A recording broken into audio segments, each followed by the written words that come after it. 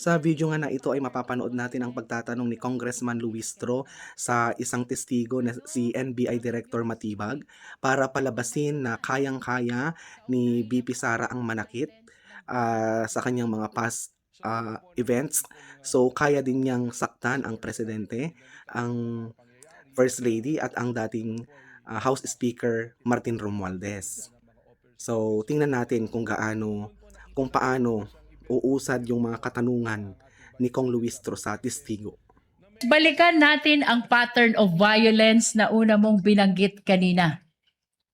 Ano ang inyong sinuri, kung mayroon man, kaugnay ng pattern of violence ng Vice Presidente?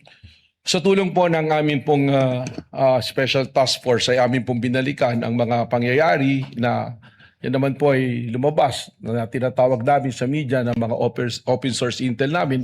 At doon po nakita namin yung isang event nung mayor pa po ang ating Vice President Sara Duterte na meron pong isang sheriff na gustong gawin ang kanyang tungkulin na atas po ng legal na atas ng korte na magpatupad po ng demolition order. Subalit hindi po ito nagustuhan ng noon ay mayor at kay Vice Presidente, kung saan ay tinawag po niya yung sheriff at pinagsusuntok po sa mukha itong sheriff na ito. Mr. Witness, binanggit mo ang isang insidente ng sheriff na pinagsusuntok sa mukha. Yes, na kung saan doon po sa kanyang affidavit na yan ay ating pong nakita at inilalarawan po at sinasabi nitong ni Arturo Las Canas na ang Vice Presidente mismo ay kasama doon sa Oplan Tokhang, isa sa mga arkitekto ng Oplan Tokhang. At dito rin po niya sinabi na instead na barilin at patayin para hindi nalalaman ng media, ay kidnapin na lamang yung mga subject po, mga shabu users o kaya yung pong ibang gumagawa ng krimen o nagtitinda ng droga at ibaw na lang po sa isang quarry. Na kung saan natagpuan po literal nitong Laod Quarry na mayroon po mga biktima ng extrajudicial killings. Mr. Witness, nabanggit mo ang affidavit ni Arturo Las Canas. Nasaan ang affidavit na tinutukoy mo? Objection, Your Honor. May we know the relevance of all these questions? Your Honor, we're establishing the pattern of violence.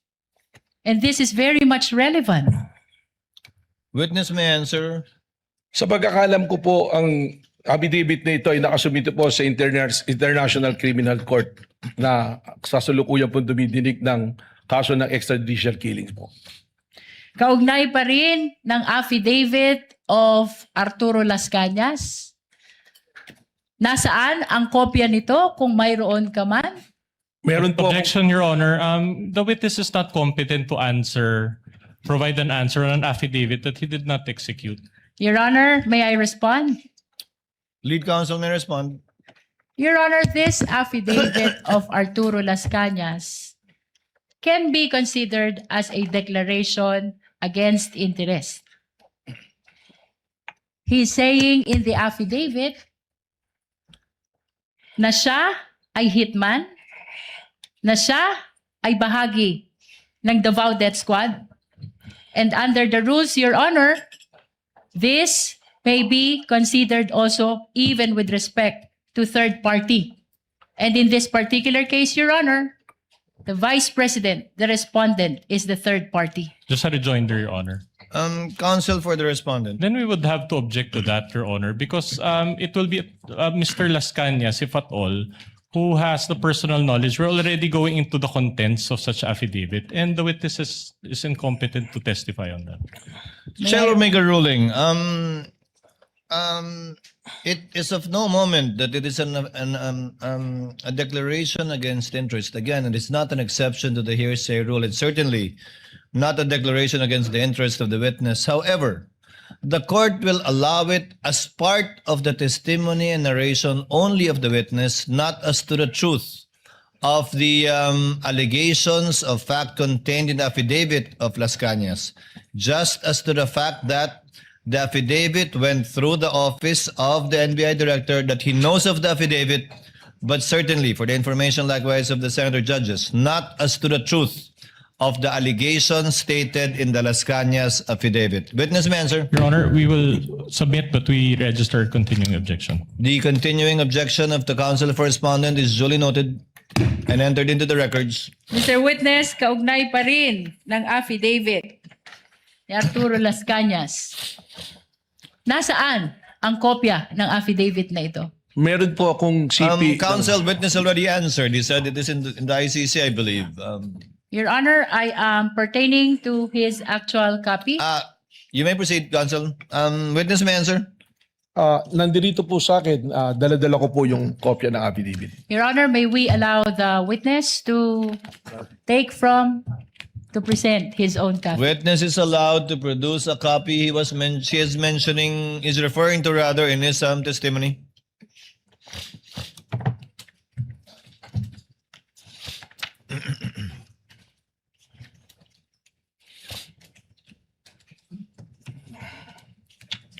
For the record, assisting counsel for the respondent as well as assisting counsel for the prosecutors are viewing the document produced by the witness. Your Honor, just a comment. Counsel for the respondents recognized. Your Honor, it appears that this document has not been marked during the pre-trial conference. Your so Honor, may I respond to that? not yet done with my manifestation. Let the counsel for respondent finish, counsel. So in other words, may we request, Your Honor, that we be given a copy of such document as well for our perusal. The prosecutor is so instructed to kindly furnish a copy if indeed this document has not yet been marked. Your Honor, may I respond to that?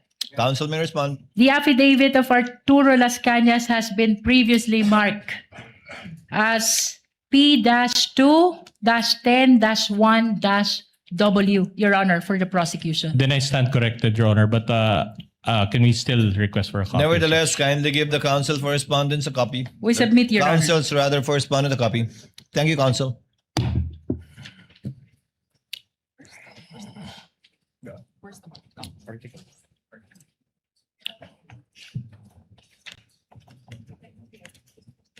But we make the manifestation, Your Honor, that such Counsel may proceed to make a manifestation. that such exhibit was indeed marked, but it was marked under Article 2, Your Honor, not Article 4. We confirm, Your Honor. Nevertheless, we maintain that this document has been marked during the pre-trial conference, Your Honor. Duly noted. Mr. Witness?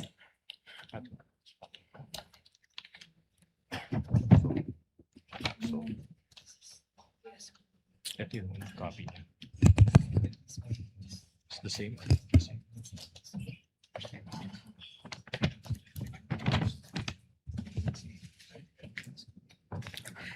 May USB. May USB.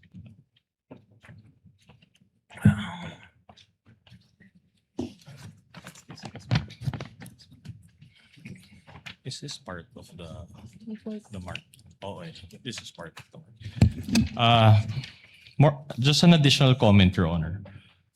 Counsel may proceed. It appears that the two documents are not the same in that the marked documents contains a page and attached thereto is an USB.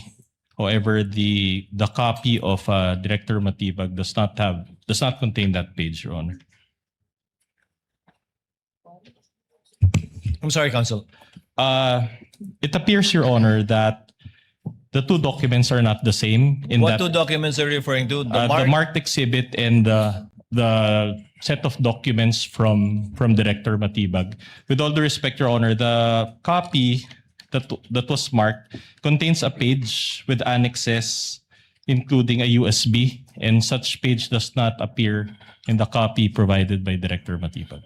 So the copy of Director Matibag does not contain a page with an attached USB. That's correct, Your Honor. It's incomplete. Does counsel for the prosecutors, assisting counsel for the prosecutors, or lead counsel confirm that? For the record?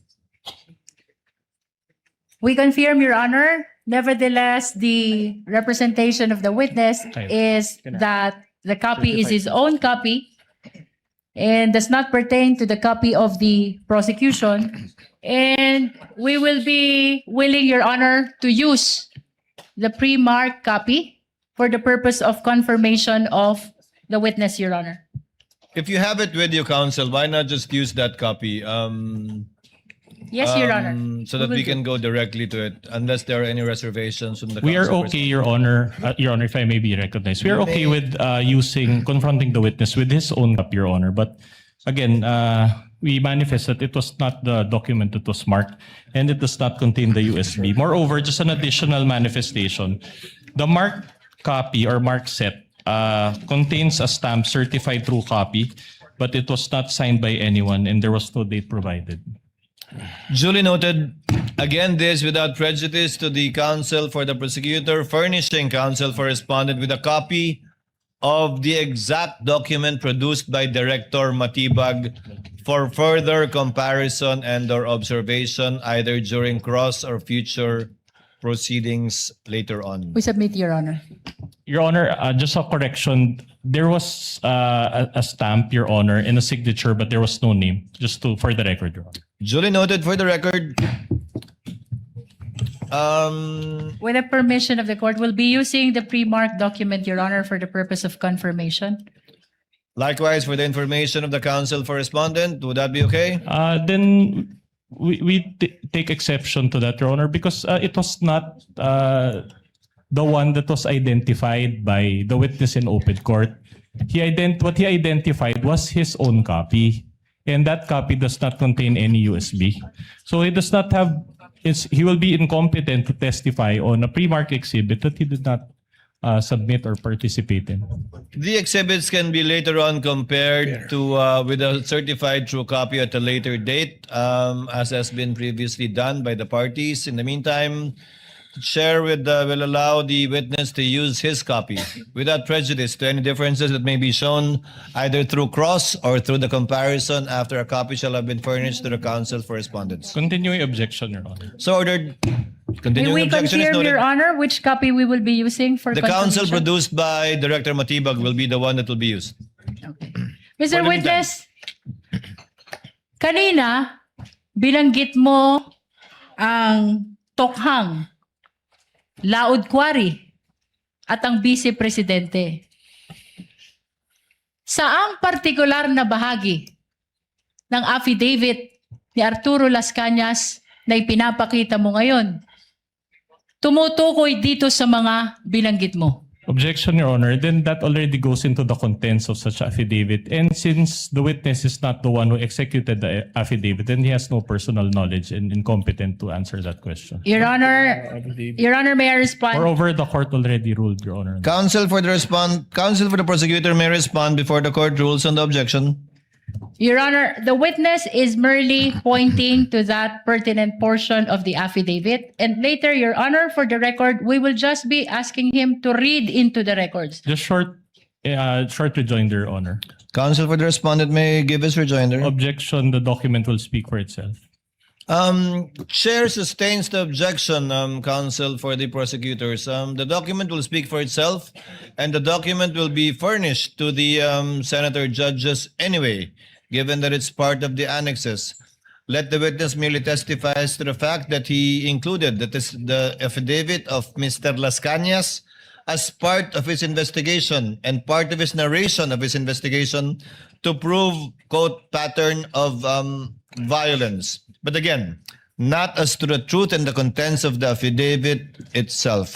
Move on, counsel. Mga kaibigan, sa inyong palagay, napatunayan ba ng prosecutors ang kanilang gustong patunayan sa pamamagitan ng kanilang testigo? O kayo nang manghusga?